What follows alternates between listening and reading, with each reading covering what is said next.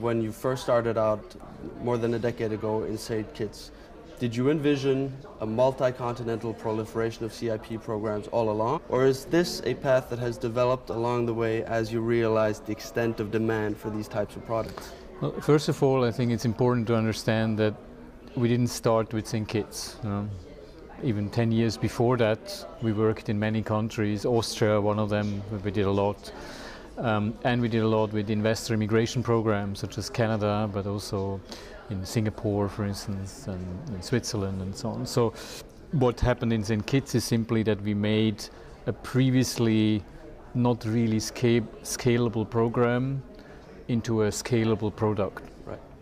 And a few factors that happened at the same time, which I would say we saw coming as well, like the closing of the Canadian program and a couple other shifts that then made it very attractive to move some of this to St Kitts, but also some other countries. So essentially, to an extent, I would say there was some foresight, and then to another extent, as we went along and as we first needed to see also whether it really can be scalable to that extent, we saw the potential as it grew. So it's a little bit of both, as most of the time in life. Good. I'd like to ask you a little bit about the future of this industry. 10 years from now, what do you think the CIP market is going to look like? Do you think we'll see more Caribbean or EU state CIPs?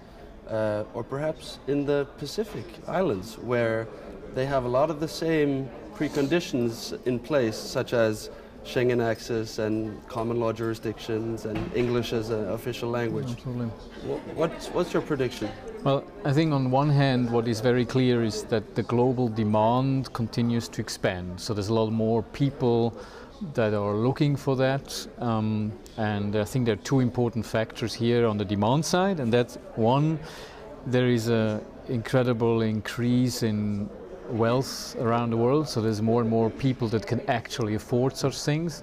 And secondly, it has become, I would say, mainstream, where maybe 10 years ago even, to acquire a second passport was maybe considered a little bit adventurous, yeah. Let's say, whereas now in the wealth management industry, wealthy people around the world, is completely normal to talk about it, and I think in the future it will be a standard thing to do. So the demand side is expanding, but also what we see is that the supply side is expanding, and I think there certainly our firm has pioneered with countries around the world to really use such programs, both investment residence and investment citizenship programs, as legitimate tools for boosting foreign direct investment.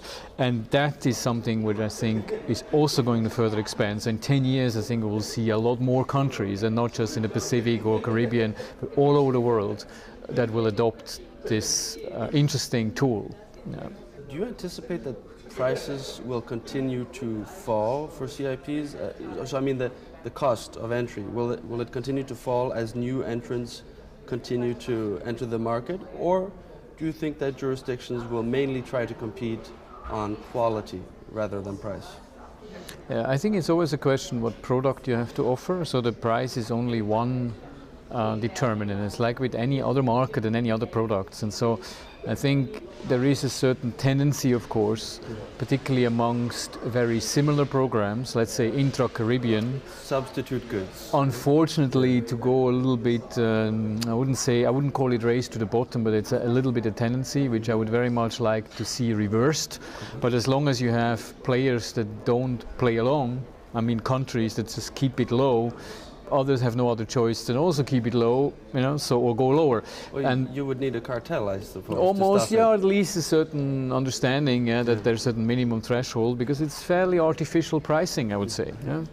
On the other hand, it's not just the cost or the price, it's also how efficient it is, the reputation of the country, I would say the quality of the application process, what kind of questions are asked, what kind of due diligence is required, and what kind of people are admitted. You know, wealthy people that are looking for this product, they want to be sure that others that are in the same club, let's say, are not, you know, shady people. Sure.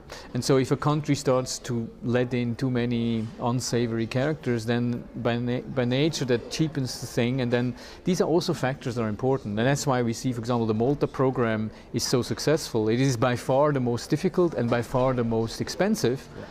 But if you make it into Malta, you know you are in a very exclusive club. Yeah. And it's like a luxury good, you know, or a Veblen good, you know, in economic terms, that actually the more expensive, the more difficult, it may become more attractive. So it's not just about that it's getting more cheap or so. It's actually, you know, you can very well position a product expensive and complicated if you have the right, like Malta is a good example. Yeah. Which risk factors do you think are the greatest in terms of obstructing the proliferation of CIP and RBI programs? OECD, supranational organizations like that, popular opposition maybe, or inadequate due diligence? Yeah, I think like with everything else, you know, it's a matter of how these things are done.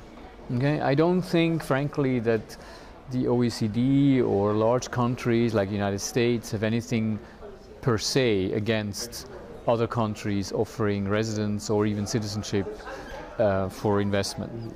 But you know, you need to do it properly. It's a little bit like in the extraction industry, for example, in oil and gas. You know, you have countries, say like Norway or Canada, or you have, you know, Russia and Nigeria. You know, and so it depends. You can run it like Norway, you know, or you can run it like another country. And you know, this is the choice of countries, and it's the choice of clients, it's the choice of intermediaries, and so it's like in any other industry, there is a spectrum. Right. Thanks to the CIP industry, the concept of citizenship has changed drastically in the last decade. It's taken on a whole new meaning.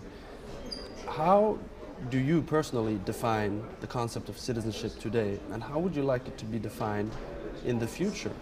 Do you perhaps foresee a world in which economic citizenship becomes the standard rather than the exception, or where countries must compete for capital and increasingly mobile talent by becoming better places to live and work?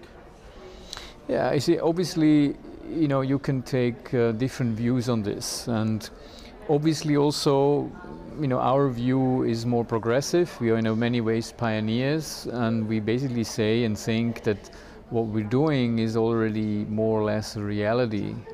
More than half of the countries in the world, they are not liberal democratic societies where citizenship as such has any value. If you're a citizen of, let's say, North Korea, there's not many rights you have. You basically are a receiver of orders, or I wouldn't, you know, no offense, but it's a different thing if you're a citizen in Germany or if you're a citizen in North Korea. You agree?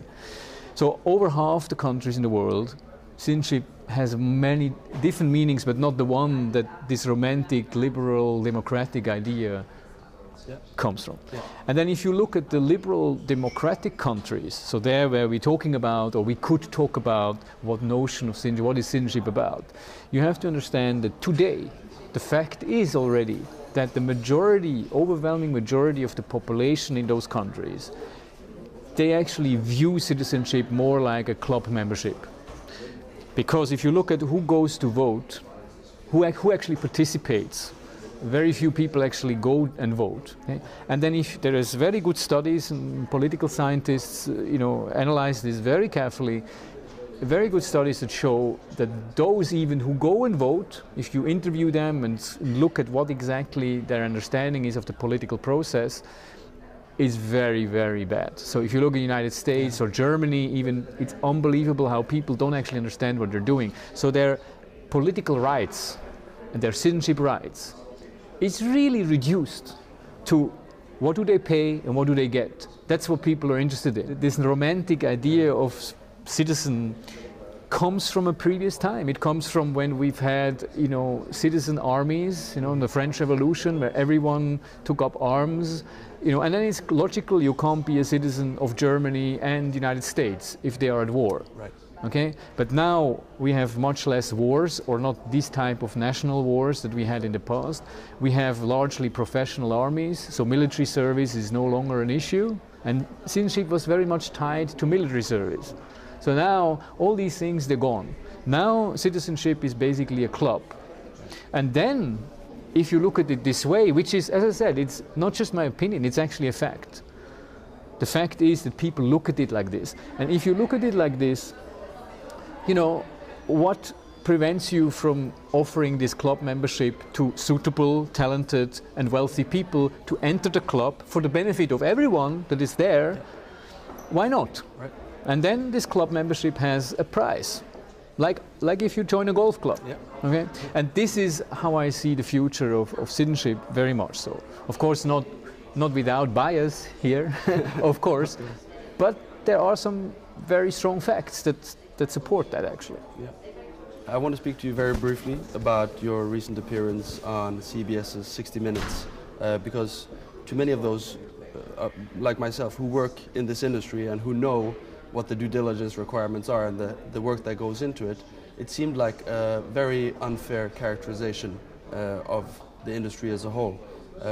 So it's sensationalized, and it hinted vaguely at foul play without providing any actual evidence for that.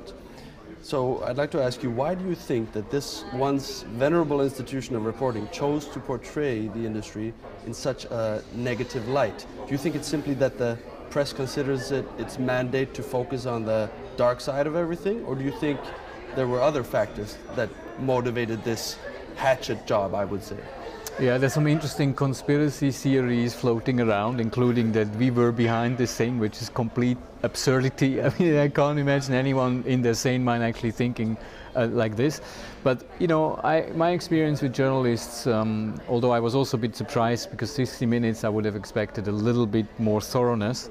And they did a very thorough, they did a year and a half research. They went to every country, also to Malta, to Cyprus. They interviewed dozens of people.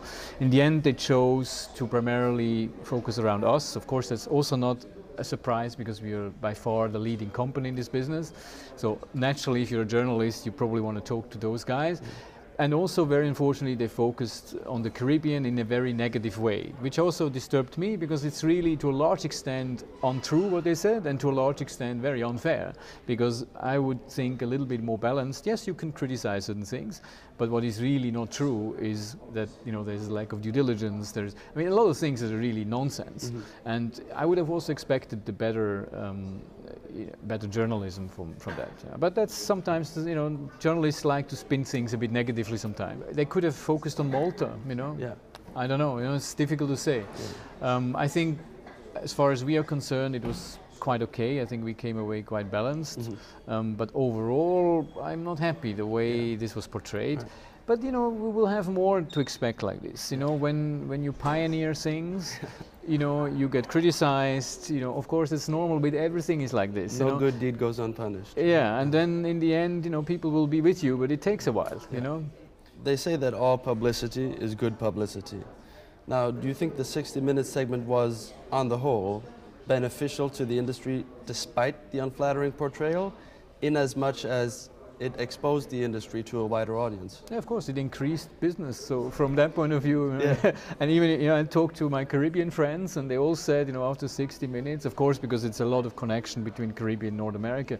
Yeah. There's a lot of phone calls from the US. Yeah. People wanted to, interesting, right. Wanted to proceed with it. So from that point of view, it actually was good. But I think we cannot prevent, also in the future, we cannot prevent mainstream media to report sometimes negatively, at best quite balanced, but you will probably for some time not find terribly many that will portray it positively, because there's always this connotation, and it's nice to spin a little bit, selling of passports. Yeah. Over time, people will realize what positive effects these things have, and if properly managed, and here I totally agree with policymakers and journalists, it's a question, if things are done properly, then it's very good. And if, of course, things are not done properly, yeah, you have good grounds to criticize. So I do hope that more people realize this, and I'm pretty sure over time, this will take care of itself. Dr. Kälin, thank you so much for taking the time. Yeah, likewise. Thank you.